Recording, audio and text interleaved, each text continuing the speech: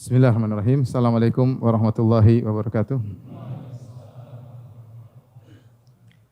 Alhamdulillahi ala ihsani wa syukru lahu ala taufiqihi wa amtinani. Wa asyhadu an la ilaha illallah wahdahu la syarika lahu ta'ziman li sya'nih. Wa asyhadu anna Muhammadan abduhu wa rasuluhu da'ila ridwanih. Allahumma salli alaihi wa ala alihi wa ashabi wa ikhwani. Hadirin dan hadirat yang dirahmati oleh Allah Subhanahu wa taala. Alhamdulillah, puji dan syukur kita panjatkan kepada Allah atas segala karunia-Nya sehingga kita bisa berkumpul dalam majelis ilmu. Semoga majelis kita diberkahi oleh Allah Subhanahu wa taala. Salawat dan salam semoga tercurahkan selalu kepada junjungan kita Nabi Muhammad sallallahu alaihi wasallam dan juga kepada keluarganya serta seluruh sahabat beliau tanpa terkecuali. Di zaman era medsos, zaman sekarang ini yang di mana semua pemikiran tersebar ya, dengan mudah untuk diakses, untuk dilihat, untuk dicerna ya, pemikiran-pemikiran liar yang dahulunya tidak ada yang seperti ini ya. Orang kalau ingin mengetahui kesesatan tidak mudah. Ya. Tetapi sekarang semua kesesatan, semua pemikiran liar tersebar di dunia maya ya. Bahkan betapa banyak orang yang akhirnya menjadi murtad atau menjadi ateis atau menjadi ragu dengan agamanya gara-gara berkelana di dunia maya. Maka sungguh benar sabda Nabi SAW, badiru bil a'mali fitanan ka qita'il lail muzlim yusbihu rajulu mu'minan wa yumsi kafiran wa yumsi mu'minan wa yusbihu kafiran. Kata Nabi SAW, bersegera kalian lakukan amal-amal soleh ya, sebelum datang fitnah seperti potongan malam gelap gulita, yaitu fitnah yang sangat berat sehingga seorang tidak bisa memandang kebenaran. Sampai Nabi gambarkan seperti kakitu alail muzlim, seperti potongan malam yang gelap gulita yang membutakan semua orang. Sampai-sampai kata Nabi SAW, yusbihur rajulu mu'minan wa yumsi kafiran. Seorang di pagi hari masih mukmin, sorenya sudah kafir. Di sore hari masih mukmin, paginya sudah kafir. Dan itu sangat mungkin terjadi di zaman sekarang ini. Tadi pagi dia masih sholat subuh, kemudian mungkin siang, sore dia baca-baca internet, membaca pemikiran ateis, kemudian dia malamnya sudah kafir kepada Allah Subhanahu wa taala, dan itu terjadi. Oleh karenanya, tatkala kita berhadapan dengan sumber informasi yang liar tanpa terkendali, kita harus punya barometer. Jangan sampai kita sembarang mendengar, sembarang membaca, sembarang mengamati. Tatkala kita tidak memiliki filter dan tidak memiliki barometer, maka kita akan terpukau dengan pernyataan setiap orang. Bahkan ateis, tatkala seorang ateis memaparkan pemikirannya, seorang kalau tidak punya dasar, maka dia mudah terpengaruh. Ya, atau agama-agama lain selain Islam, tatkala mungkin seorang Nasrani memaparkan pemikirannya tentang kenasraniannya, maka seorang yang tidak memiliki filter atau landasan yang kuat bisa terpengaruh dengan agama mereka. Paling tidak di depan kita banyak orang-orang liberal yang selalu menyebarkan syubhat mereka yang membuat kita bisa ragu dengan agama kita. Tatkala seorang sudah ragu dengan akidahnya, berarti dia bukan lagi namanya akidah. Akidah itu tali yang kuat. Tatkala dia sudah tidak yakin dengan apa yang diyakini, berarti dia sudah tidak berakidah. Cukuplah syarat akidah adalah keyakinan yang jazim, keyakinan yang pasti. Adapun seorang ragu-ragu Allah ada atau tidak, dia belum berakidah. Adapun ragu-ragu Islam benar atau tidak, berarti dia belum berakidah. Nah, ini yang dilancarkan oleh ya ahlul batil, baik orang-orang liberal maupun orang-orang penganut agama yang lain maupun ateis, ya. Yang akhirnya jika seorang tidak memiliki fondasi yang kuat, dia mudah terpengaruh dengan pikiran-pikiran tersebut. Oleh karenanya pada kesempatan kali ini penting bagi kita ya untuk memiliki barometer untuk mengenal akidah yang benar dan mana sumber-sumber akidah yang salah untuk kita jauhi. Sehingga bagaimanapun seorang berbicara dengan manisnya perkataan, dengan kelogisan yang menurut dia logis, tapi kalau kita tahu sumbernya adalah sumber yang salah, maka kita tidak bisa terima. Kita tidak bisa terima ya. Dan kita tahu pemikiran-pemikiran juga dalam firqah-firqah Islam juga banyak ya yang berkaitan dengan akidah yang juga harus kita hindari. Hadirin dan hadirat yang dirahmati oleh Allah Subhanahu wa taala, adapun sumber akidah yang benar, maka sebagaimana pernah ditanyakan kepada Syekhul Islam Ibnu Taimiyah rahimahullahu taala, dari mana kita mengambil akidah, maka beliau berkata, fa ammal i'tiqad fala yu'khadhu anni wala yu'khadhu amman huwa akbaru minni walakin yu'khadhu minal kitabi wa sunnah. Adapun akidah maka tidak diambil dariku. Jangan mengambil akidah dari Ibnu Taimiyah. Wala amman huwa akbaru minni, dan jangan mengambil orang yang lebih hebat daripada Ibnu Taimiyah. Tetapi akidah diambil dari Al-Qur'an dan sunnah, wa ma ajma alaihi al-ummah, dan juga wa ma ajma alaihi salaful ummah, dan apa yang disepakati oleh para salaf umat ini, itu para salafus saleh. Itulah sumber akidah. Fama thabata fil Qur'an, barang apa perkara apapun yang ada dalam Al-Qur'an maka kita ambil. Demikian juga yang terdapat dalam hadis-hadis yang sahihah. Hadis-hadis yang sahihah, maka itulah sumber akidah umat Islam. Ibnu Taimiyah rahimahullah taala menjelaskan bahwasanya akidah umat Islam sederhana, yaitu Al-Qur'an, sunnah, pemahaman para salaf. Apa yang keluar dari ini, maka itu bukan akidah. Ya, betapa banyak pemikiran, betapa banyak keyakinan tersebar di dunia ini, ya. Tetapi kita punya barometer seorang Islam, seorang muslim. Barometernya apa? Al-Qur'an, sunnah, wa ma ajma alaihi salaful ummah, dan apa yang disepakati oleh para salafus saleh. Kalau tidak ada Al-Qur'annya, kita enggak bisa terima. Kalau tidak ada hadisnya, kita tidak bisa terima. Kalau tidak disepakati oleh para salaf, kita tidak terima. Bahkan ya, muncul sebagian firqah ya, di zaman Nabi di zaman para sahabat, yaitu firqah Khawarij. Ya, ini firqah yang pertama dalam Islam yang mereka berdalil dengan Al-Qur'an, ya. Dan mereka baca Al-Qur'an, dan mereka orang-orang Arab, mereka ngerti tentang Al-Qur'an. Tapi mereka tidak memahami Al-Qur'an dengan baik, mereka meninggalkan pemahaman salafus saleh, ya. Makanya Nabi SAW mensifati orang-orang Khawarij, yaqra'una al-Qur'an la yujawizu taraqiyahum. Mereka membaca Al-Qur'an tapi Al-Qur'an tidak melewati kerongkongan mereka, tidak masuk dalam hati. Mereka bukan orang A'ajim, bukan seperti kita. A'ajim itu selain Arab. Mereka orang Arab. Mereka paham bahasa Arab atau tidak? Paham. Mereka bisa baca Al-Qur'an tidak? Bisa. Mereka ngerti bahasa Al-Qur'an, tapi mereka tidak paham apa yang dimaksud dengan Al-Qur'an tersebut. Sebagai bukti, mereka mengkafirkan Muawiyah dan Ali bin Abi Thalib, dan mengkafirkan seluruh orang yang ridha dengan keputusan Al-Hakamain. Al-Hakaman, dua hakim, maksudnya di sini adalah Abu Musa Al-Asy'ari yang merupakan perwakilan dari Ali bin Abi Thalib, kemudian Amr bin As radhiyallahu anhu yang merupakan perwakilan dari Muawiyah. Kedua orang ini bertemu, ya, merumuskan agar menengahi pertikaian yang terjadi antara kubu Muawiyah radhiyallahu anhu dengan kubu Ali bin Abi Thalib radhiyallahu anhu, maka masing-masing mengirim hakim atau wakil, yaitu Abu Musa Al-Asy'ari dengan Amr bin As radhiyallahu taala anhu. Orang-orang Khawarij tatkala melihat kondisi ini, mereka mengatakan ini berarti bukan hukum Allah. Mereka mengatakan la hukma illa lillah, tidak ada hukum kecuali hukum Allah Subhanahu wa taala. Orang-orang yang ridha dengan keputusan dua orang ini berarti hukum manusia. Kalau begitu kita kafirkan mereka dan mengkafirkan semua orang yang ridha dengan keputusan dua orang ini.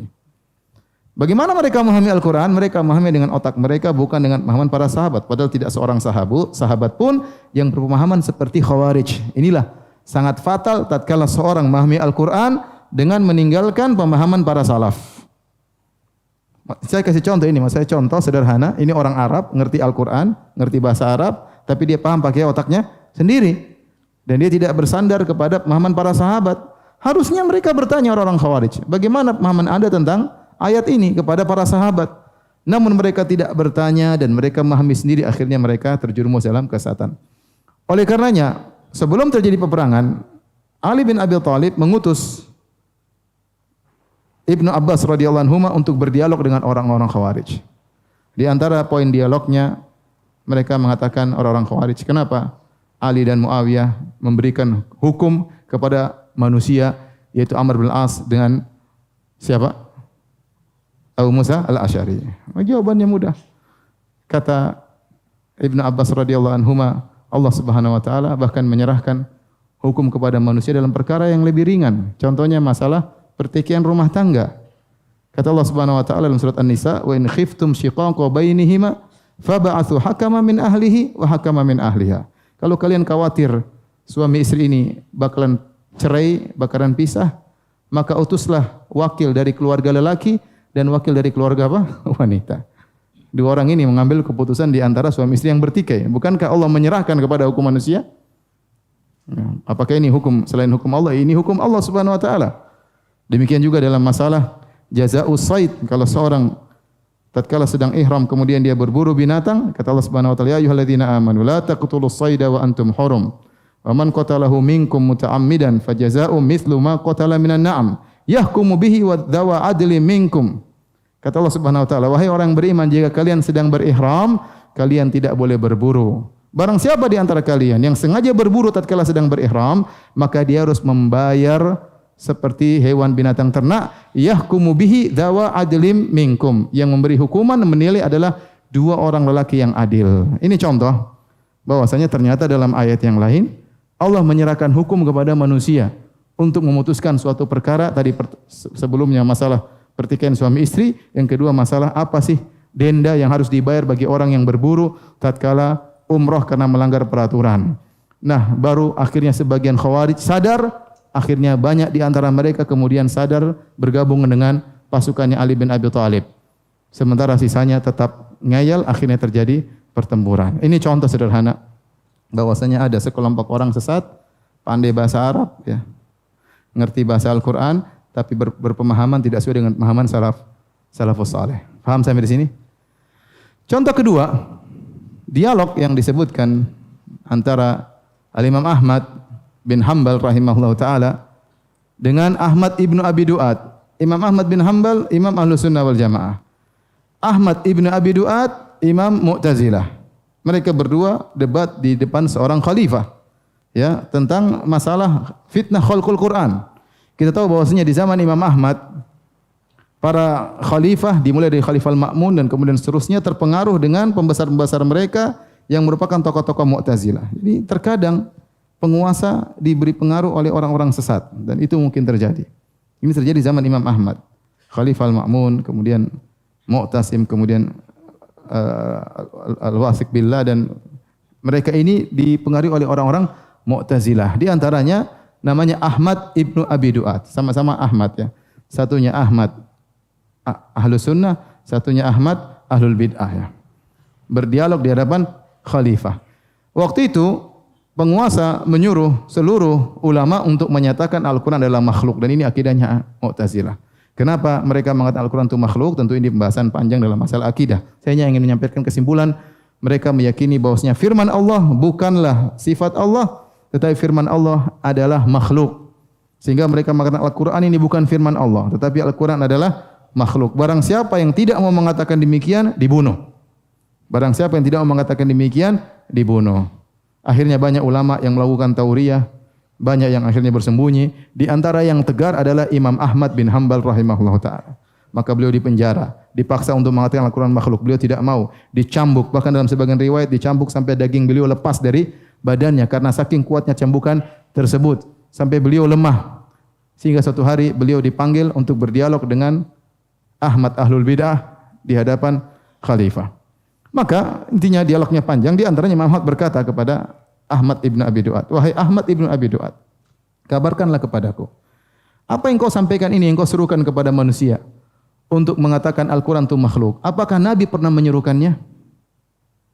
Kau bilang Al-Quran makhluk, Al-Quran itu makhluk. Apakah Nabi pernah menyatakan demikian? Kata dia tidak. Pertanyaan kedua, kalau Nabi tidak pernah menyatakannya, apakah Abu Bakar pernah menyuruh manusia untuk meyakini demikian? Jawab dia tidak. Taib, Nabi tidak, Abu Bakar tidak. Apakah Umar pernah menyuruh manusia untuk menyatakan demikian? Tidak juga. Utsman enggak, Ali enggak. Terus Nabi, Abu Bakar, Umar, Utsman, Ali tidak pernah menyuruh manusia untuk menyatakan demikian, kemudian engkau menyuruh manusia seluruh berkeyakinan demikian. Ini contoh.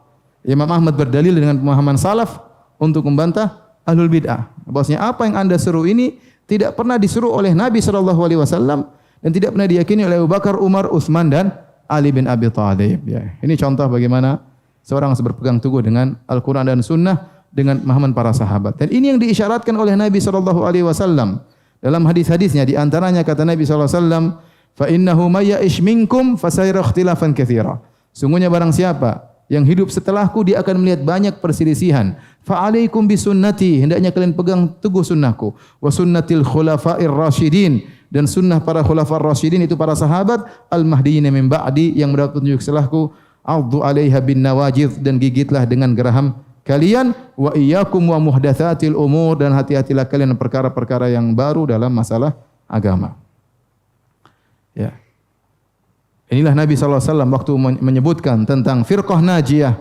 Waktu Nabi SAW berkata, iftaraqatil yahudu ila 71 firqah, wa iftaraqatin nasara ila 72 firqah, wa sataftariqu hadhil ummah ila 73 firqah, kulluha finnar ila wahidah. Kata Nabi SAW, Yahudi terpecah menjadi 71, Nasara terpecah menjadi 72, Islam akan terpecah menjadi 73, seluruhnya di neraka kecuali satu.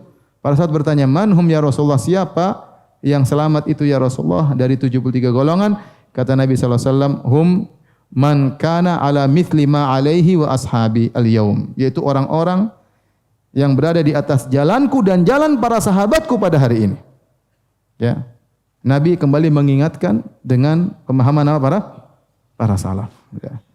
Inilah cara kita berakidah mudah. Al-Quran, sunnah, pemahaman para sahabat. Yang tidak seperti ini maka hendaknya kita jauhi. Hadirin dan hadirat yang dirahmati oleh Allah Subhanahu wa taala. Ya.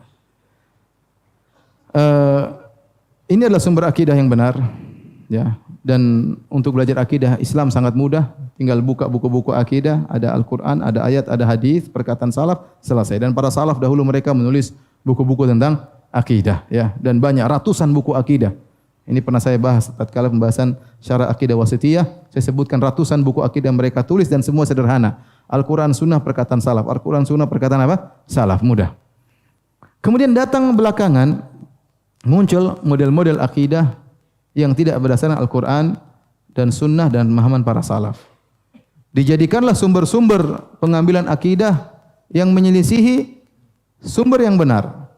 Di antara sumber-sumber tersebut, contoh adalah menjadikan tradisi nenek moyang sebagai sumber akidah. Sebagian orang memiliki keyakinan-keyakinan tertentu. Kalau kita tanya apa sumbernya, kata dia nenek moyangku. Orang pelaut. Nenek moyangku. Tradisi nenek moyang turun-temurun yang tidak mungkin kita selisihi. Contoh sederhana, di hampir setiap daerah ada yang namanya pamali. Ada yang namanya apa? Pamali. Dan rata-rata pamali itu adalah khurafat. Rata-rata adalah syirik kecil yang tidak pernah ada dalam Al-Quran maupun Sunnah. Kalau ada dalilnya kita terima. Tetapi kebanyakannya tidak logis dan tidak ada dalilnya. Ya. Contoh misalnya, seorang kalau duduk di depan pintu nanti tidak laku-laku. Antum pernah dengar nggak itu? Pernah ya? Kenapa? Jadi banyak ya hal-hal yang aneh-aneh. Contoh ya, seperti itu ya. Di depan pintu nanti tidak boleh potong kuku misalnya di malam hari ya. Apa dalilnya? Enggak ada. Nenek moyangku berkata demikian ya. Dalilnya tradisi ya. Dan itu banyak ya. Banyak sekali. Bahkan keyakinan tersebut diadopsi dari tradisi nenek moyangnya orang barat. Contoh keyakinan bahwasanya angka 13 angka sial. Coba, itu bukan tradisi orang Jawa. Bukan tradisi orang Bugis, bukan tradisi orang Madura meyakini angka 13 sial. Dari mana? Dari barat. Tidak cukupkan nenek moyang kita? Ngambil dari nenek moyang orang barat. Ya. Subhanallah. Kalau tradisi nenek moyang yang baik kita pertahankan dan itu keharusan kita harus jaga. Tapi kalau tradisi nenek moyang kita yang mungkin sebagian mereka beragama selain Islam, ya, kemudian ternyata menyelisih syariat Islam, maka tidak boleh kita ambil ya. Dan ternyata sering tidak logis. Contoh sederhana, angka 13 mendatangkan kesialan sangat-sangat tidak logis, tetapi diyakini oleh banyak orang. Ya, saya sering sampaikan hal ini. Kita kalau naik pesawat tidak ada kursi nomor 13, enggak ada, mustahil.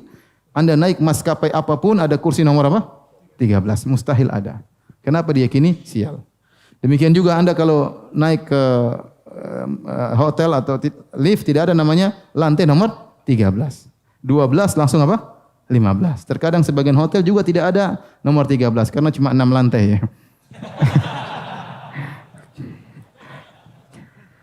Kemudian juga sebagian bangunan sama, tidak ada angka 4. Yang ada lantai 1, lantai 2, lantai 3, lantai 3A. Kemudian lantai 5. Subhanallah. Apa masalah dengan angka 4 ya akhi? Apa Anda punya masalah dengan angka 13 ya? Kalau orang tanya, Ustaz anaknya berapa? 5. Ini anak pertama, anak kedua, anak ketiga, anak ketiga A.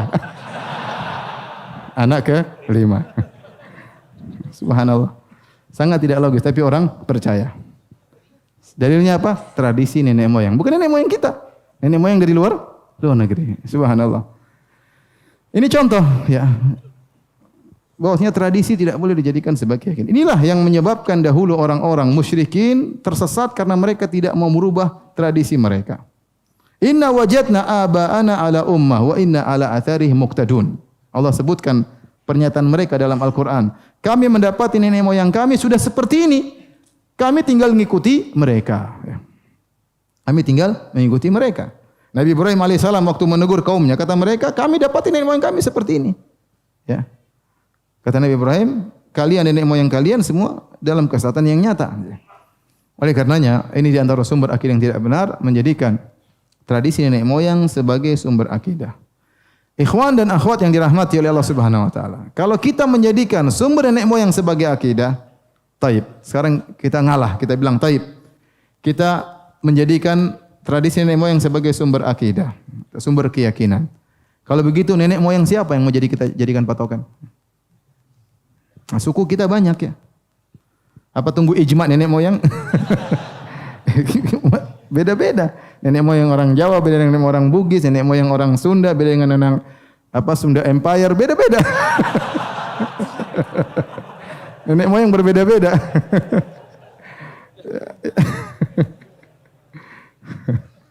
Allah musta'an. Jadi nenek moyang siapa yang menjadikan patokan? Kalau kita kembalikan agama kepada nenek moyang siapa yang menjadi patokan? Tradisi siapa? Taib. Islam harusnya satu dunia sama ya. Apa Islam zaman dulu tidak boleh berubah sampai Islam zaman sekarang? Kata Allah Subhanahu wa taala, "Al-yauma akmaltu lakum dinakum wa atmamtu 'alaikum ni'mati wa raditu lakum al-Islam madina." Pada hari ini, ayat itu turun tatkala Nabi sedang di Haji Wada di Padang Arafah. Maka Allah turunkan, pada hari ini telah aku sempurnakan bagi kalian agama kalian.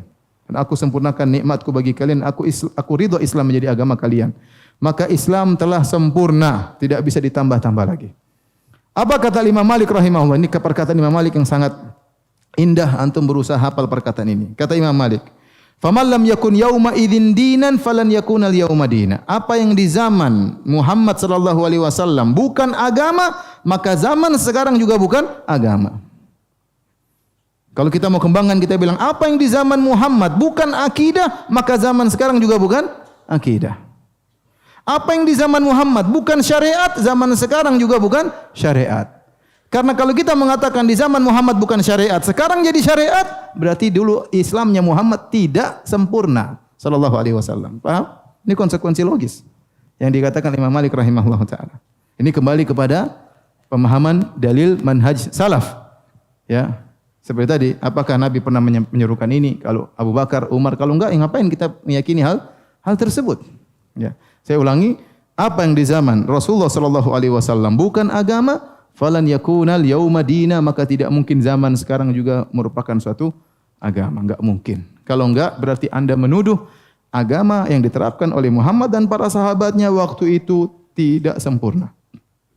Anda boleh bicara dengan masalah pun, masalah agama, masalah syariat. Kalau tidak di zaman Nabi, kemudian sekarang dibikin-bikin, melazimkan agama yang dipraktekkan oleh Nabi Muhammad sallallahu alaihi wasallam tidak sempurna, apalagi masalah akidah ya. Baik. Kita bicara tentang tradisi ya. Ya. Maka tradisi tidak boleh dijadikan sumber akidah ya. Karena akidah sudah diturunkan oleh Allah dengan paket yang tinggal kita terima, Al-Qur'an dan Sunnah dengan pemahaman para sahabat, selesai. Karena kalau kita bilang tradisi sebagai sumber akidah, kita bilang nenek moyang siapa yang mau dijadikan sumber akidah? Apakah nenek moyang orang Indonesia, ataukah nenek moyang orang Filipina, ataukah nenek moyang di Madinah yang mereka para sahabat misalnya, atau nenek moyang di mana ya? Maka jelas tidak mungkin Allah menjadikan barometer adalah tradisi nenek moyang. Di antara sumber Akidah yang keliru adalah menjadikan akal sebagai sumber utama akidah. Dan ini banyak yang tergelincir dalam hal ini ya, menjadikan akal sebagai sumber akidah. Di antaranya firqah-firqah yang menjadikan akal sebagai sumber akidah adalah Jahmiyah, kemudian Mu'tazilah, kemudian Asy'ariyah ya. Mereka menjadikan akal sebagai sumber akidah mereka. Bahkan mereka mengatakan dalil taqdimul aql ala naql, mendahulukan akal daripada dalil. Ini suatu kaidah yang dibuat oleh Ar-Razi yang dia namakan dengan al-qanunul kulli, yaitu kaidah yang universal.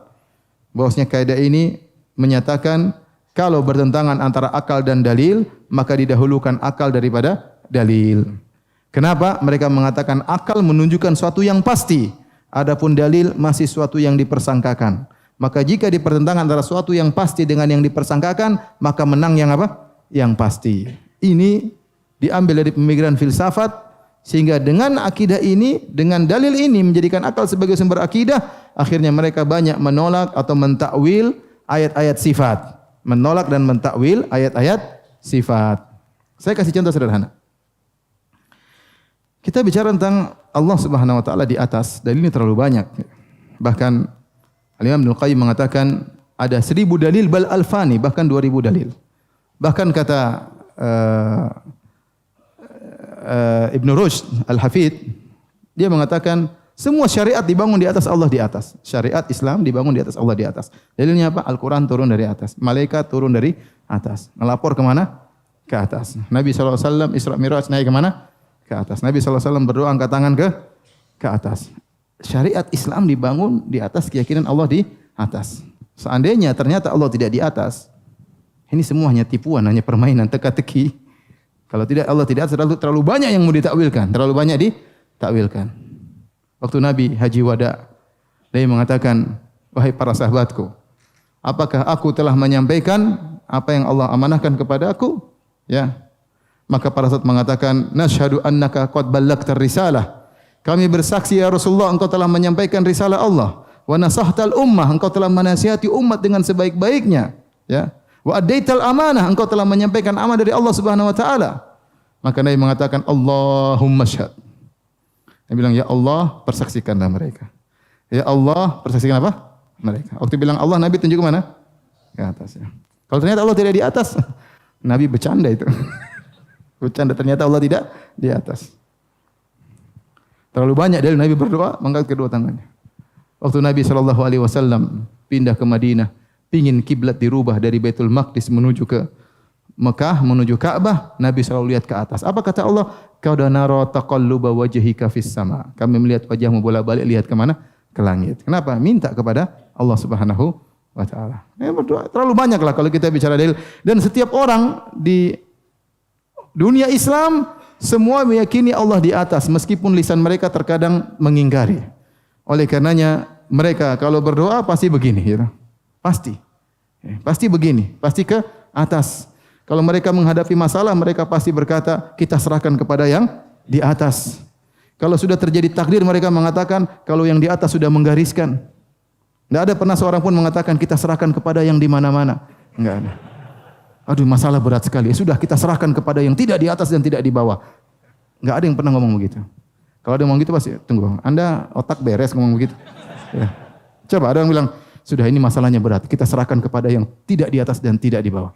Kita serahkan kepada yang tidak di mana-mana. Kira-kira orang yang dengar, sebentar Mas. Ini perlu diperiksa, siapa tahu kena virus corona ya. Gimana? Kita serahkan kepada yang tidak di atas dan tidak di bawah. Kita serahkan kepada yang tidak di mana-mana. Enggak logis. Maksud saya fitrah manusia meyakini hal tersebut. Dan dalil terlalu banyak. Ente bicara dalil Al-Quran Sunnah terlalu banyak.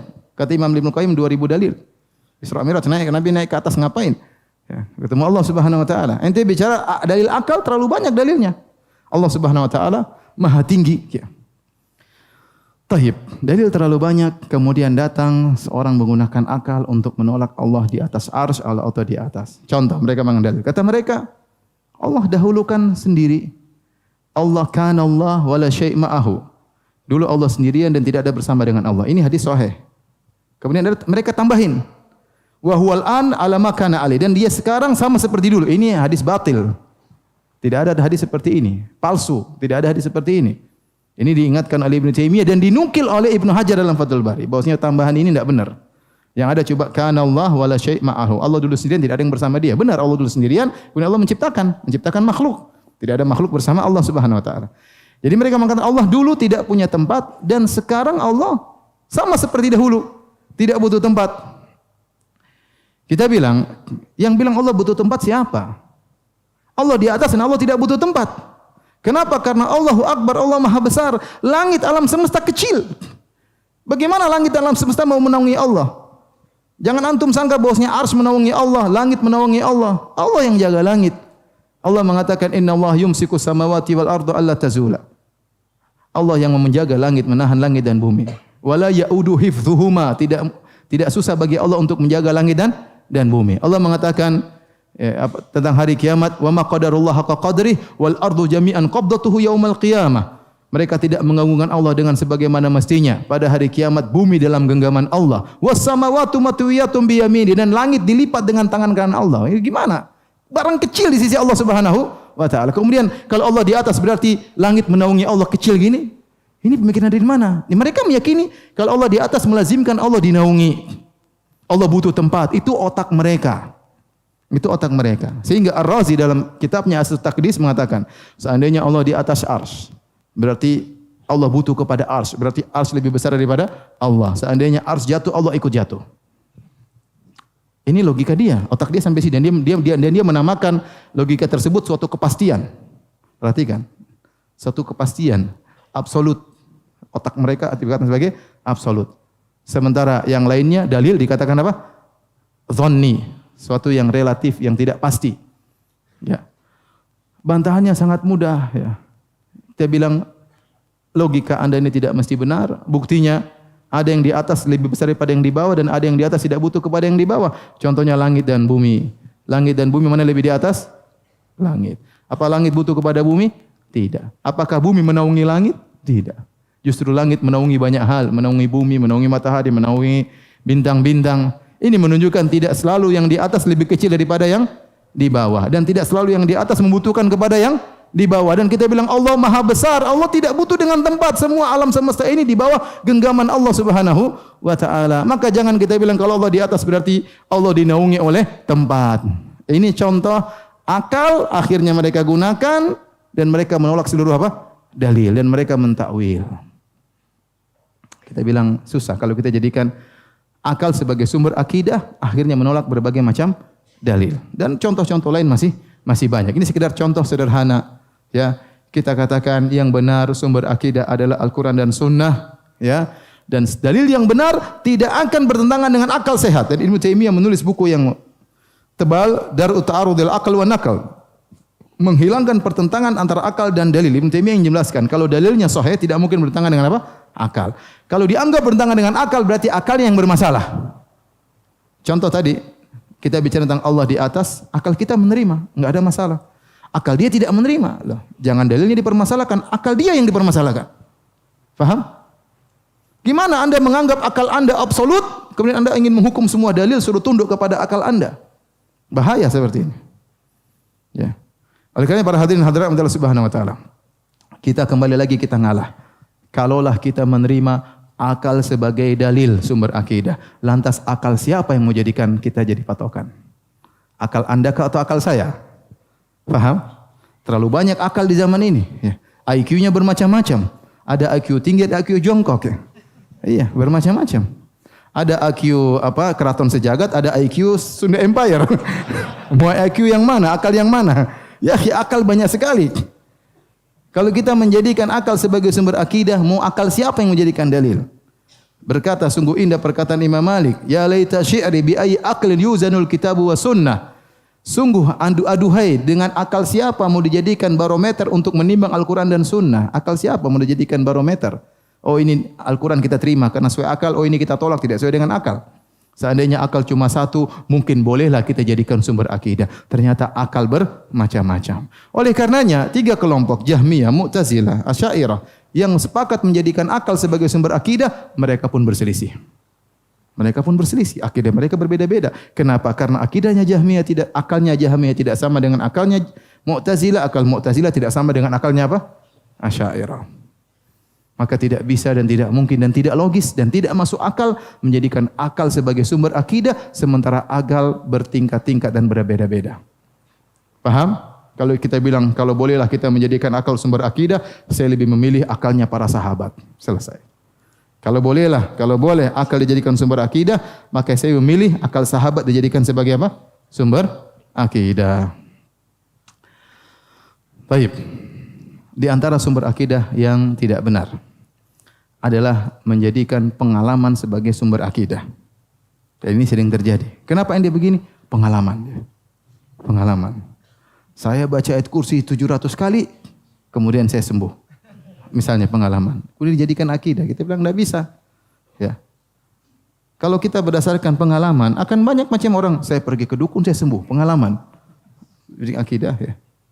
Tidak bisa dijadikan pengalaman sebagai akidah. Jangankan demikian. Kenapa dahulu orang-orang musyrikin betah beribadah meminta kepada berhala-berhala? Pasti permintaan mereka pernah dikabulkan. Kalau tidak pernah dikabulkan sama sekali, enggak mungkin mereka bertahan. Tapi Allah kabulkan permintaan mereka sebagai fitnah bagi mereka. Faham? Istidraj dalam istilah kita. Nah, kalau berdasarkan pengalaman, ya sudah. Saya minta di berhala, dikabulkan. Dan agama-agama lain akan mengatakan demikian. Saya pergi ke gereja minta kepada Yesus, dikabulkan. Selesai. Mau apa ente? Pengalaman siapa yang mau dipakai kalau begitu? Kalau kita pakai pengalaman, nanti ahlul batil, ahlul syirik, mereka juga berdalil dengan pengalaman. Itu terjadi. Nah, saya pengalaman, saya pergi ke ikut agama ini, saya menjadi tenteram dan tenang. Saya ikut berdoa minta di penghuni kubur atau berdoa di pinggir kuburan maka dikabulkan. Pengalaman. Ya akhi, banyak orang pengalaman tidak seperti ente juga dikabulkan oleh Allah Subhanahu wa taala. Banyak, ya. Banyak. Oleh karenanya tidak boleh menjadikan pengalaman sebagai apa? Sumber akidah. Karena sesuatu terjadi terkadang istidraj. Contoh seorang terkadang dia melakukan suatu bid'ah, misalnya dia baca ayat kursi 700 kali kemudian dia berdoa terus dikabulkan. Bisa jadi bukan karena 700 ayat kursinya ya dengan jumlah 700 tertentu, tapi karena benar hatinya sangat berharap kepada Allah, Allah kabulkan. Paham? Atau Allah kabulkan karena istidraj, kita enggak tahu. Terlalu banyak kemungkinan. Ya, terlalu banyak kemungkinan. Tetapi memastikan baca ayat kursi 700 kali akan begini. Dalilnya apa? Pengalaman, repot kalau begitu. Repot. Maka ini akan berkembang. Dan namanya pengalaman tiada apa? Berhentinya. Ya. Akhirnya orang-orang ahlul batil, ahlul syirik juga mereka punya pengalaman-pengalaman apa? Sendiri. Kalau begitu caranya kita tahu bahwasanya akidah tidak mungkin diambil dari apa? Pengalaman. Contoh sumber akidah yang tidak benar juga. Menjadikan mimpi sebagai sumber akidah. Ikhwan dalam Islam, mimpi terkadang mendukung suatu kebaikan. Tetapi mimpi tersebut hanya untuk isti'nas sebagai penguat, bukan sebagai sumber utama. Contoh sederhana, seorang bermimpi bertemu dengan Nabi SAW. Kemudian Nabi mengatakan, hendaknya kau sholat malam. Dan enggak ada masalah. Ini berarti dia didukung. Ya, bahwasanya Nabi menyuruh dia untuk apa? Sholat malam. Contoh dia bermimpi, ternyata ada suara menyuruh dia untuk berbakti kepada orang tuanya. Maka enggak ada masalah. Ya. Berarti ini mimpi yang mendukung dia. Ya. Tetapi semua mimpi harus ditimbang dengan Al-Quran dan Sunnah. Adapun mimpi secara sendiri dijadikan sebagai sumber akidah maka tidak boleh, dan betapa banyak orang sesat gara-gara ini. Contoh orang yang sesat dalam hal ini adalah seorang tokoh sufi yang bernama Ibnu Arabi. Ibnu Arabi yang memiliki keyakinan akidah wahdatul wujud. Ibnu Arabi punya beberapa buku yang menyesatkan, di antaranya Futuhatul Makkiyah, di antaranya Fususul Hikam. Di antaranya dalam Futuhat Makkiyah dia berkata, Rabbu abdun wal abdu rabbun ya laita syi'ri manil mukallaf. Dia meyakini Allah bersatu dengan makhluknya. Dia berkata, Allah adalah hamba, hamba adalah Allah. Kalau gitu siapa yang disuruh salat? Kalau kau bilang yang disuruh salat hamba, berarti yang disuruh adalah Allah. Karena hamba adalah siapa? Allah. Mumet atau tidak? Mumet. Akhirnya enggak usah salat. Kau bilang kau wajib salat, wong kita ini Allah, Allah kita. Allah bersatu dengan makhluknya. Akidah manunggaling kawula Gusti atau ittihadiyah, ini akidahnya Ibnu Arabi. Ya. Kemudian dia berkata juga dalam perkataannya yang terkenal, dia mengatakan aqadal khalaiqu aqaida. Aqadal khalaiqu fil khaliqi aqaida wa na'taqadtu bi kulli ma taqaduhu. Kata dia, semua makhluk di atas muka bumi ini membuat akidah tentang Tuhan. Dan aku Ibnu Arabi meyakini seluruh keyakinan tersebut. Bayangkan. Saya ulangi, ini yang mengatakan aqadal khalaiqu fil khaliqi aqaida wa ana taqadtu jami'a ma taqaduhu. Semua makhluk mempunyai akidah tentang Tuhan dan aku meyakini seluruhnya. Ini kontradiktif ya, gimana? Nanti meyakini Islam, meyakini Nasrani sama Islam kontradiktif. Gimana meyakini dua-duanya benar? Intinya dia meyakini Allah satu, bersatu dengan dia bersatu dengan apa? Tuhan. Ada satu bukunya yang menakjubkan, judulnya Fususul Hikam. Dan saya sempat baca buku itu banyak karena waktu saya tulis tesis S2 saya berkaitan dengan buku tersebut. Di antaranya di mukaddimah buku tersebut, dan buku ini seperti antum ketahui yang mentahkiknya yaitu mengeluarkan dari manuskrip menjadi buku ditulis dalam bentuk komputer ya, dicetak adalah seorang orientalis. Jadi yang mengeluarkan buku ini dari manuskrip kepada alam buku bukan orang Islam, tapi orang apa? Orientalis. Ya, ini buku Sufi yang ekstrim. Dia mengatakan, dia sebutkan, pada malam sekian, tahun sekian, hari sekian, saya bermimpi ketemu dengan Nabi SAW. Kemudian Nabi SAW membawakan kepadaku buku ini. Kemudian Nabi berkata, riwayatkanlah kepada umatku. Nah, inilah bukunya di hadapan kalian. Jadi dia dapat buku itu dari siapa? Nabi SAW. Dan dia mengatakan, aku tidak merubah sedikit pun, aku tidak menambah satu huruf, aku tidak mengurangi satu huruf. Buku itu sekitar 300 halaman. Berarti mimpinya lama itu ya. 300 halaman kan baca lumayan lama. Kemudian hafalannya kuat, itu tidak? Oh, 300 halaman. Nah, itu dia bilang ini buku dari Nabi SAW dari mimpi. Ana baca tentang akidah wahdatul wujud. Ternyata dalam buku tersebut dia mengatakan sungguhnya Fir'aun masuk surga. Masya Allah. Kalau Fir'aun masuk surga belai kita. Tenang aja. Ente maksiat sebanyak-banyaknya masuk apa? Surga. Wong Fir'aun aja masuk surga. Kata dia Fir'aun mengenal Allah tatkala dia berkata ana rabbukumul a'la, aku adalah Tuhanmu yang maha tinggi. Fir'aun ngerti tentang Allah bahwa dalam dirinya ada siapa? Allah. Maka perkataan Fir'aun ana rabbukumul a'la, aku Tuhan kalian yang maha tinggi itu benar. Ajib, ini dari mimpi dari Rasulullah SAW katanya. Jadi tidak bisa mimpi dijadikan apa? Dalil. Oleh karenanya Imam Nawawi rahimahullah taala dalam kitabnya Al-Majmu' tatkala berbahas tentang masalah menentukan waktu hilal, apakah besok puasa atau tidak. Seandainya ada seorang bermimpi, dalam mimpinya Nabi SAW datang kemudian mengatakan sesungguhnya besok 1 Ramadan, maka berpuasalah. Pertanyaannya, apakah dia ikut mimpi tersebut atau tidak? Jawabannya tidak. Imam Nawawi mengatakan, rahimahullah, ulama besar mazhab Syafi'iyah. Kenapa tidak? Karena mimpi banyak kemungkinan-kemungkinan. Yang dia ikuti adalah perkataan Nabi tatkala Nabi masih hidup dan didengar oleh para sahabat dengan jelas. Apa yang dikatakan Nabi? Sumu li ru'yatihi. Berpuasalah karena melihat apa? Hilal. Sekarang di hadapan dia ada 2 riwayat. Taruhlah benar-benar di dalam mimpi dia ketemu Nabi. Itu pun kalau dia benar ketemu Nabi. Maka berhadapan di hadapan dia 2 pilihan. Pertama pilihan Nabi ngomong waktu Nabi masih hidup dengan ngomong dengan jelas dan didengar oleh para sahabat. Pilihan kedua, dia bermimpi ketemu Nabi dan masih banyak kemungkinan dia salah dengar, kemungkinan itu bukan Nabi, banyak kemungkinan. Maka Imam Nawawi rahimahullah berkata hendaknya dia mengikuti yang apa yang jelas. Ya, tidak boleh mengikuti apa? Mimpi tersebut. Contoh lagi seorang bermimpi, dalam mimpinya Nabi SAW berkata, ceraikan istrimu. Atau Nabi mengatakan poligamilah engkau. Gimana? Dia jalankan? Bismillah. Kalau Nabi tiba-tiba dalam mimpi mengatakan ceraikan istrimu, ya dia tidak boleh langsung menjalankan hal tersebut. Karena Nabi yang menjelaskan bahwa perceraian dicintai oleh syaitan dan macam-macamnya. Maka dia harus menimbang secara syariat.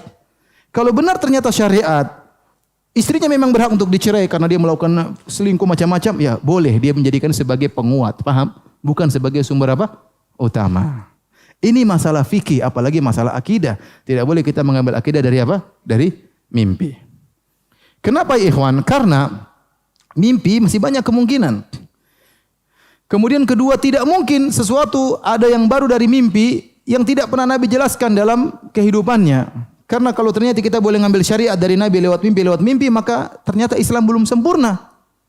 Islam yang disampaikan Nabi ketika Nabi masih hidup tidak sempurna, harus disempurnakan dengan syariat baru yang disampaikan oleh Nabi dalam mimpi. Tiba-tiba seorang mimpi dalam mimpi, Nabi mengajarkan bacalah ayat kursi 7.000 kali setiap hari. Terus dia bangun, oh subhanallah. Langsung dia terapkan. Kenapa? Nabi bilang saya baca 7.000 kali. Gitu. Nabi bilang kamu di mana? Dalam mimpi. Ya enggak bisa dijadikan dalil. Gimana? Berarti yang diajarkan Nabi ketika masih hidup tidak sempurna. Harus disempurnakan dengan mimpi. Akhirnya tatkala kita buka mimpi ini sebagai sumber akidah, banyak orang bermimpi yang aneh-aneh. Ya.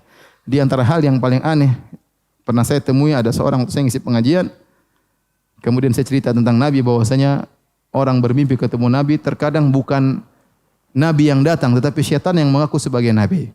Benar Nabi SAW mengatakan, Man ra'ani fil manami faqad ra'ani, fa inna syaitana la yatamatsalu bi. Barang siapa yang lihat aku dalam mimpi, sungguh dia telah melihatku. Sungguhnya syaitan tidak bisa meniruku. Ini banyak tafsir tentang hadis ini. Ada yang mengatakan barang siapa melihat Nabi dalam mimpi, dia akan melihat Nabi dengan berhijrah akan ketemu Nabi di antaranya. Atau dia akan bertemu Nabi di akhirat. Ya, banyak tafsiran. Atau tafsirannya benar-benar dilihat ketemu Nabi dalam mimpi karena syaitan tidak bisa meniru Nabi. Ingat, syaitan tidak bisa meniru Nabi, tapi syaitan bisa ngaku sebagai Nabi SAW. Di antaranya saya pernah ketemu dengan seorang, dia mengatakan, Ustaz, setelah saya sampaikan ceramah ini, dia bilang, Ustaz, benar Ustaz. Kalau enggak salah waktu saya ngisi di Oman atau di luar negeri lah. Dia datang, Ustaz, apa yang antum sampaikan benar. Saya sudah lama tidak pernah cerita sama orang, tapi cerita sama antum Ustaz. Saya pernah bermimpi ketemu Nabi dalam mimpi. Tapi saya ragu Ustaz. Kenapa? Ketika saya ketemu Nabi, Nabi pakai songkok nasional. Ini pertama. Saya mulai ragu. Tapi dia bilang dia Nabi. Kemudian saya lihat dia pegang rokok gudang garam. Tapi dia ngaku sebagai Nabi. Contoh maksud saya. Ini Nabi iklan dalam mimpi lagi. Jadi maksud saya bisa jadi setan tidak bisa meniru Nabi, tapi setan bisa ngaku-ngaku sebagai apa? Nabi. Oleh karena para sahabat dulu kalau ada yang ngaku mimpi ketemu Nabi, dia bilang sifli ma ra'ait, sifatkanlah kepadaku apa yang kau lihat. Bagaimana ciri Nabi yang kau lihat? Kalau cocok itu Nabi, kalau bukan maka bukan. Contoh seperti seorang mengaku ketemu Nabi, rambutnya putih semua, itu bukan Nabi. Nabi rambutnya tidak putih semua. Ya. Saya pernah ketemu orang lagi bilang saya ketemu Nabi, gimana? Saya bilang ciri-ciri Nabi. Nabi wajahnya bersinar. Ada jenggotnya? Enggak, dagunya bersinar. Bukan Nabi. Itu bukan Nabi. Nabi jenggotnya tebal. Sampai kalau Nabi baca Quran terlihat gerakan apa? Jenggotnya. Itu bukan Nabi. Jadi maksud saya, mimpi terkadang baik, tapi tidak boleh dijadikan sumber apa? Akidah. Karena terkadang baik, terkadang gangguan dari syaitan. Terkadang kita sulit membedakan ini dari syaitan atau dari ilham atau ini sebagai penguat. Wallahu ta'ala bisawab, dan sudah ada orang-orang yang tersesat gara-gara lewat mimpi. Taib, hadirin dan hadirat yang dirahmati Allah Subhanahu wa taala. Di antara contoh sederhana beberapa kasus yang lain ya, yang terkadang membuat orang akhirnya bertindak gara-gara mimpi ya. Seperti ada yang mengatakan, sungguhnya ada seorang alim bermimpi bahwasanya bapak akan menjadi ini dan ini. Mimpi sampai 5 kali. Mimpi sampai berapa kali. Akhirnya semua orang terfokus bahwasanya dia yang harus menjadi ini. Gara-gara mimpi seorang apa? Alim. Sempat tersebar. Ya. Seandainya benar-benar dia jadi, apa tidak jadi fitnah? Qadarullah ternyata tidak apa? Tidak jadi. Seandainya jadi, luar biasa. Ini orang benar-benar akan disucikan, mimpinya jadi kenyataan dan macam-macamnya. Oleh karena kita bilang mimpi itu hanya sekedar sebagai penguat, bukan sebagai apa? Hukum pembenaran ya. Belum tentu ya. Belum tentu menjadi suatu kenyataan. Taib, di antara sumber akidah yang salah ya adalah menjadikan al-kashf ya atau al-wajd ya, yaitu meyakini seakan-akan Allah membuka tabir baginya ya, yang tidak dibuka oleh yang lainnya. Sehingga mengatakan guruku telah terbuka tabir padanya, atau dia mendapati sesuatu dalam dirinya bahwasanya begini ya. Taib. Itu mungkin dialami seorang, tapi dijadikan sumber akidah diyakini oleh seluruh umat manusia itu tidak boleh. Karena itu bukan sumber akidah dalam syariat apa? Islam. Ya. Bukan sumber akidah dalam syariat Islam. Ini sering dijadikan oleh orang sufiyah. Bahwasanya gurunya begini, mendapati begini. Kita enggak tahu itu apa. Bisa jadi gangguan setan, bisa jadi gangguan jin. Ya, ya betapa banyak orang kita dengar dia sholat Jumat di mana? Di Mekah. Ya, ini jadi. Kenapa antum enggak sholat Jumat di masjid? Oh, saya sholat Jumat di Mekah. Masya Allah. Sekarang ya di Mekah masih jam 8 pagi. Lah iya sholat Jumat di Indonesia jam 12, di Mekah jam berapa? Jam 8. Kamu sholat Jumat sama siapa? Nah, jadi bisa jadi dia dibuka matanya disihir oleh jin, kita tidak tahu. Maka hal ini bukan merupakan sumber akidah. Yang terakhir para hadirin Allah Subhanahu wa taala, di antara sumber akidah yang keliru adalah menjadikan hadis-hadis dhaif, hadis-hadis palsu sebagai sumber akidah. Contoh, saya pernah ikut khutbah Jumat.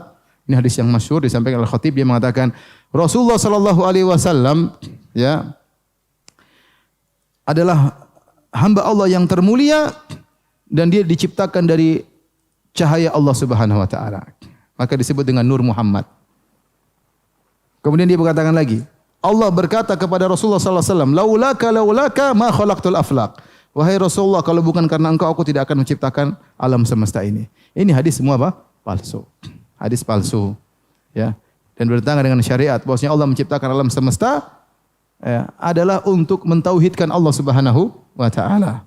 Ya, Allahul ladzi khalaqa sab'a samawati wa minal ardi mithlahunna yatanazzalu al-amru bainahunna lita'lamu anna Allah ala kulli syai'in qadir wa anna Allah qad ahata bi kulli syai'in ilma. Di akhir surat At-Talaq kata Allah, dialah Allah yang telah menciptakan langit yang 7 dan juga bumi yang berlapis-lapis ya. Untuk apa? Untuk kalian tahu bahwasanya Allah Maha Kuasa atas segala sesuatu dan bahwasanya ilmu Allah meliputi segala apa? Sesuatu. Bukan karena Muhammad. Allah ciptakan alam semesta, menciptakan manusia dan jin buat apa? Wa ma khalaqtul jinna wal insa illa liya'budun. Tidaklah aku ciptakan jin dan manusia kecuali untuk beribadah kepadaku. Bukan karena Muhammad. Kita mencintai Rasulullah sallallahu alaihi wasallam lebih daripada orang tua kita, lebih daripada diri kita sendiri. Tapi jangan kita mengangkat derajatnya melebihi daripada yang seharusnya. Saya mengatakan bahwa alam semesta tercipta karena Muhammad sallallahu alaihi wasallam. Apalagi mengatakan Muhammad dari nur Allah Subhanahu wa taala. Ini syirik. Seakan-akan ada juz Allah yang terpisah kemudian menjadi Rasulullah sallallahu alaihi wasallam. Ini semua hadisnya hadis apa? Palsu. Maka tidak boleh kita membangun akidah di atas suatu keyakinan yang dibangun di atas hadis-hadis yang palsu. Saya rasa para hadirin hadirat Allah Subhanahu wa taala, ini yang saya sampaikan.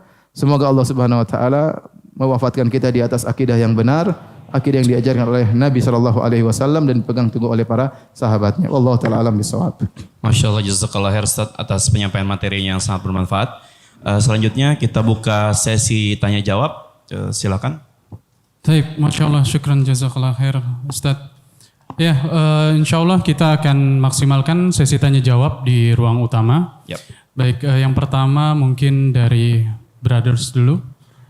Ya, tafadhol. Yang mana?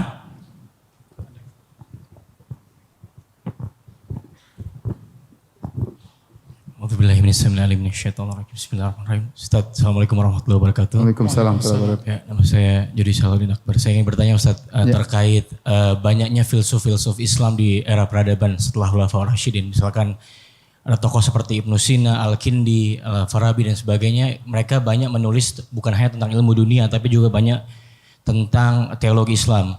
Apakah pemahaman mereka sudah mengikuti para salafus saleh atau sesuai dengan Ahlussunnah wal Jamaah?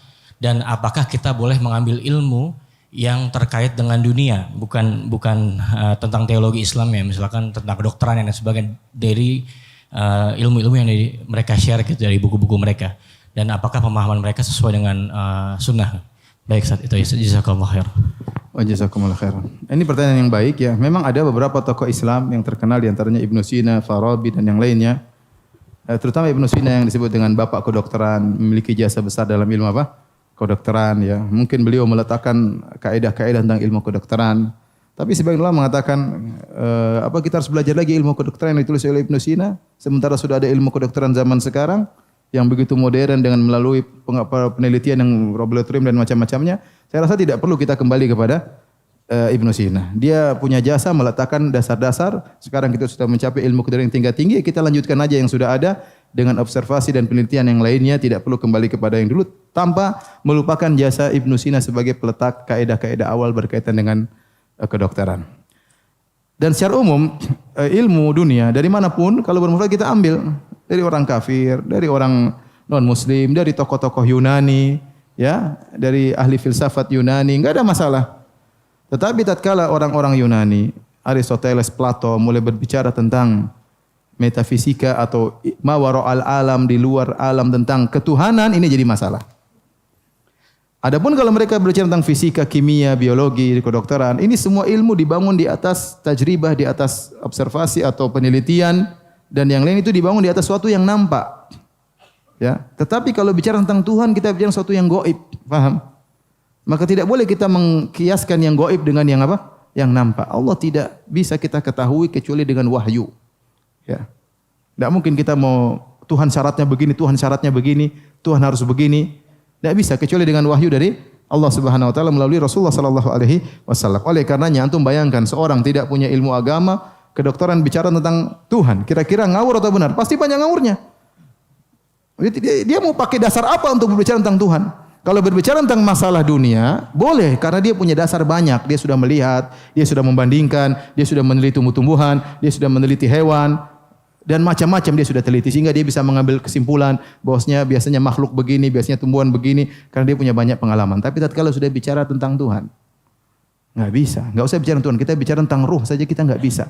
Ya wa yas'alunaka 'anir ruh, padahal ruh di dalam kita. Mereka bertanya kepada Allah tentang ruh. Qulir ruhu min amri rabbi, katakanlah ruh urusan Tuhanku. Wa ma utitum minal ilmi illa qalila, kalian tidak diberi ilmu kecuali hanya sedikit. Tentang ruh saja kita enggak bakalan bisa berbicara. Sampai kata para ulama, kalau ada 1000 pakar fisika, kimia, biologi berkumpul berbicara tentang ruh, ada 1001 pendapat.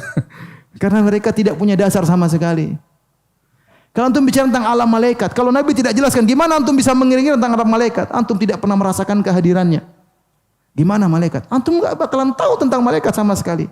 Kecuali Nabi jelaskan, Al-Quran menjelaskan, baru antum bisa tahu malaikat begini. Nah, tatkala antum bayangkan seorang pakar fisika, pakar biologi bicara tentang Tuhan. Kira-kira dia bisa benar atau tidak? Susah. Dia mungkin bisa bicara secara logika awam, secara logika umum, bahwasanya Tuhan ini pasti ada penciptanya, itu ada terfitrah. Tapi kalau Tuhan tuh begini ya itu enggak bisa. Tapi kalau Tuhan pasti maha berkuasa, Tuhan yang menciptakan, itu semua orang fitrahnya ada seperti itu. Tapi kalau sudah mulai masuk pada detail, Tuhan syaratnya begini, tidak boleh begini, tentu tidak bisa kita ambil. Di antara yang tersesat dalam hal ini adalah Ibnu Sina. Ibnu Sina terpengaruh dengan Aristoteles, ya, sehingga beliau memiliki keyakinan-keyakinan keliru tentang masalah akidah. Oleh karenanya Al-Ghazali punya buku judulnya Tahafutul Falasifah. Dalam buku tersebut beliau mengkafirkan tokoh-tokoh filsafat Islam. Di antaranya Ibnu Sina, Farabi dan yang lainnya. Kenapa? Karena di antara produk akidahnya Ibnu Sina, dia mengatakan bahwasanya bikidamil alam, bahwasanya alam itu sudah ada bersama Allah sejak azali. Jadi bukan Allah dulu baru alam, tidak. Tapi alam bersama dengan Allah sejak apa? Azali bersama. Dan ini tidak boleh karena kita tahu dulu Allah sendirian baru Allah menciptakan. Di antara produk pernyataan Ibnu Sina, dan ini saya nukil dalam tesis saya, dia mengatakan Allah Subhanahu wa taala tidak mengetahui segala sesuatu yang detail, tapi Allah hanya mengetahui secara global.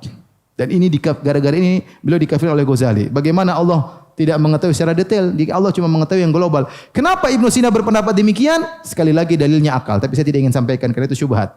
Ya.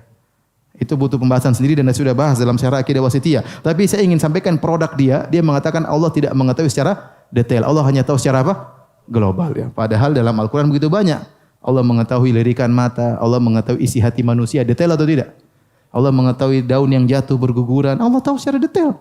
Gimana Anda mengatakan Allah cuma tahu secara global? Dan kesalahan ketiga para ahli filsafat, mereka mengatakan hari kebangkitan yang dibangkitkan cuma ruh bukan jasad. Kenapa akal mereka tidak terima?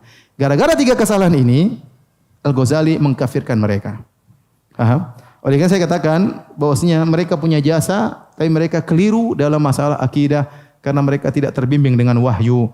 Sering saya sampaikan, akal itu adalah suatu alat yang luar biasa, indera yang luar biasa, namun dia punya keterbatasan.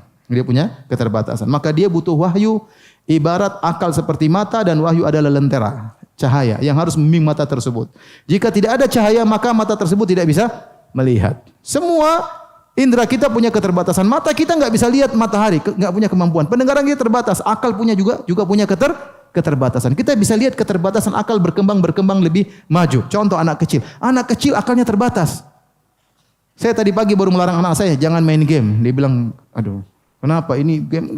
Kita mau jelaskan ini begini, ini melanggar syariat. Gimana dia mungkin paham? Dia nggak paham. Waktu saya mau sunat anak saya bilang, nak ini mau disunat. Nggak mau, kenapa? Nggak mungkin kita jelaskan sunat ini bersih, nanti dia nggak sampai akalnya tidak mampu. Saya cuma bilang nanti kalau kamu sunat, Abi belikan mobil-mobilan. Oh ya sudah, mau sunat ya. Akalnya nyambung kalau begitu. Tapi kalau antum jelaskan ini ada kelopak di sini, kalau ini dipotong nanti aja, dia cerita mati. Kenapa akalnya tidak sampai?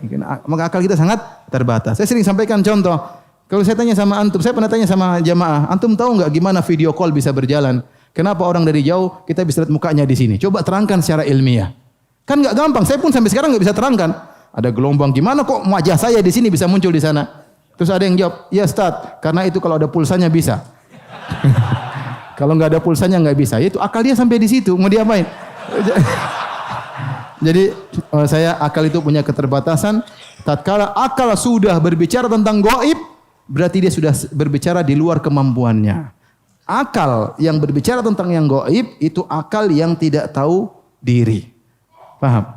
Di luar kemampuan dia. Gimana nanti bicara enggak usah tentang Allah, tentang ruh, Anda enggak mampu. Gimana bicara tentang apa?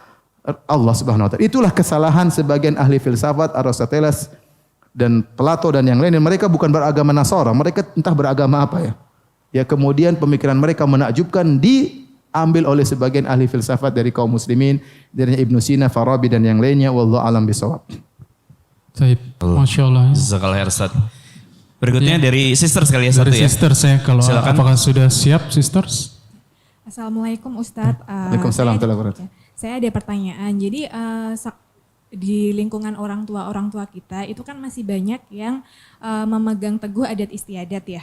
Jadi kayak misalnya seperti tidak boleh menikah beda suku karena bisa mengaburkan keturunan, anak menjadi tidak jelas sukunya dan lain sebagainya. Contohnya misalnya laki-laki Minang sebaiknya tidak menikah dengan perempuan yang bukan Minang karena bisa mengaburkan suku dari anak itu. Jadi bagaimana ya Ustadz sudut pandang secara Islam terkait fenomena ini? Kemudian apakah hal ini termasuk hal yang bertentangan dengan akidah? Lalu ketika apakah kita sebagai anak ketika tidak mentaati kemauan orang tua dalam hal pemilihan calon pasangan dikarenakan tidak setuju dengan ketentuan adat, apakah kita menjadi berdosa dan menjadi anak durhaka? Terima kasih. Assalamualaikum warahmatullahi wabarakatuh. Waalaikumsalam. Kalau harus, jawabannya tidak ada syariat mengharuskan demikian. Makanya kalau kita buka buku-buku fikih, ya tidak ada disyaratkan bahwasanya harus dari satu suku, tidak disyaratkan demikian, ya. Oleh karenanya Allah menciptakan bersuku-suku, berbangsa-bangsa, saling mengenal, bercampur baur, ya. Contoh sederhana, Nabi Ismail adalah hasil pernikahan antara suku Arab, suku Nabi SAW adalah pernikahan antara Ismail dengan suku Jurhum. Ismail bukan suku Arab, datang dari Babilonia, kemudian tinggal di kota Mekah, kemudian menikah dengan kabilah Jurhum, maka lahirlah keturunannya di antara Nabi Muhammad SAW disebut dengan Arab al-Musta'ribah atau al-Musta'rabah. Jadi kemudian juga kita dapati para sahabat kemudian pergi misalnya keluar daerah, terkadang menikah dengan selain Arab, ya. Jadi seorang boleh-boleh saja, misalnya dia hukumnya boleh, ya, boleh, tapi bukan syariat. Misalnya mengatakan saya ingin menjaga suku saya, ya, saya tidak ingin anak saya berubah sukunya, ya, karena kalau dia nikah sama suku lain berarti nasabnya hilang. Ya itu kalau boleh-boleh saja, tapi itu bukan apa? Syariat, bukan syariat. Karena tidak ada dalam hukum fikih harus begitu, ya. Harus begitu, ya. Tidak ada seperti itu. Tapi kalau dikatakan apa kalau saya melanggar berarti saya melanggar syariat? Jawabannya tidak. Jika anti misalnya menikah dengan bukan suku Minang misalnya, tidak dikatakan anti melanggar apa? Syariat, tetapi anti melanggar perintah orang tua misalnya. Ya tinggal diskusi sama orang tua, diskusi baik-baik, sampaikan baik-baik, ya. Intinya kalau syariat maka tidak dilanggar. Tinggal diskusi sama orang tua baik-baik agar orang tua mau mengerti. Wallahu taala alam bisawab. Masya Allah, jazakallah Ustaz. Ada satu pertanyaan dari online Ustaz, dari YouTube. Dari Muhammad Praditya Romansyah. Bismillah, jazakallah khair Ustaz. Apakah makna jangan duduk bersama ahlul bid'ah? Apakah dalam dakwah saja atau dalam keseharian juga Ustaz? Pernyataan-pernyataan para salaf dahulu melarang untuk bermajelis dengan orang-orang yang punya pemikiran menyimpang. Tidak lain agar mereka menjauhkan masyarakat awam dari pemikiran-pemikiran yang menyimpang. Karena kalau kita duduk dengan orang yang pemikirannya menyimpang, sangat mudah kita terpengaruh. Ya, sangat mudah kita terpengaruh. Kita duduk dengan ahli filsafat, ini ahli filsafat ini ngawur. Kita ngobrol-ngobrol akhirnya masuklah racun filsafat. Kita bercerita ngobrol teman baik sama orang liberal. Kita nggak punya ilmu. Dia ngomong kasih syubhat, akhirnya kita jadi apa? Liberal. Itu yang dimaksudkan. Ya. Maksudnya jangan duduk agar jangan mendengar pernyataan mereka. Ya, di antaranya kita buka-buka misalnya ceramah orang-orang liberal, ya nggak boleh. Ya. Kalau misalnya saya ingin dengar karena saya ingin bantah. Saya baca buku Jahmiyah, saya baca buku Mu'tazilah, saya baca buku Asy'ariyah. Karena saya alhamdulillah dikasih ada bekal untuk bisa saya memfilter. Tapi kalau antum ya jangan. Ya, antum tidak punya apa, antum baca buku orang ateis bisa jadi apa? Ateis ya.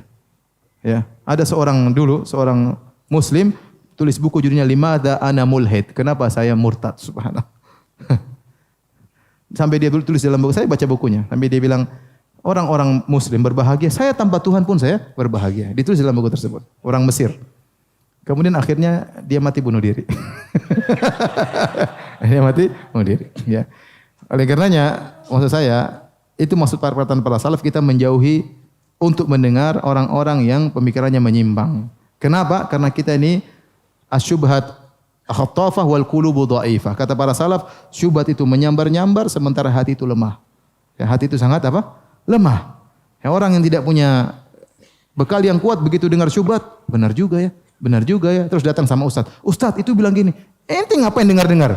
Setiap dapat syubhat datang ke saya, bikin pusing. Jangan bikin pusing orang. Zalim ente bikin pusing orang. Udah, ente dengar yang jelas-jelas aja, yang enggak jelas enggak usah didengar ya. Yang enggak jelas enggak usah didengar. Betapa banyak orang sudah ngaji baik-baik jadi liberal. Jadi benar. Masuk sekolah tinggi jadi liberal. Kenapa dia enggak punya dasar yang kuat? Oh ya benar juga ya jadi liberal. Benar juga ateis. Seperti itu. Itulah maksud perkataan para salaf, bukan dalam masalah perdagangan. Jangankan sama orang yang menyimpang, sama orang kafir pun kita boleh berdagang. Enggak ada masalah, paham? Oleh karenanya maksudnya jangan dengar pembicaraan mereka tentang agama karena hati kita ini apa? Lemah. Kita mudah terpengaruh kalau tidak punya landasan yang kuat. Wallahu a'lam bishawab. Masya Allah, jazakallah khair Ustaz. Karena sudah hampir 9:30 Ustaz, mungkin sudah pertanyaan terakhir tadi. Ya. Silahkan untuk kesimpulannya Ustaz. Antum aja yang simpulkan. Masya Allah. Baik, demikian saja. Kesimpulannya nanti putar kembali di YouTube insyaallah. Semoga bermanfaat, semoga Allah kembali lagi mewafatkan kita di atas akidah yang benar. Amin. Subhanakallah bihamdik asyhadu an la ilaha illa anta astaghfiruka wa atubu ilaik. Assalamualaikum warahmatullahi wabarakatuh. Waalaikumsalam warahmatullahi wabarakatuh. Semoga Allah mudahkan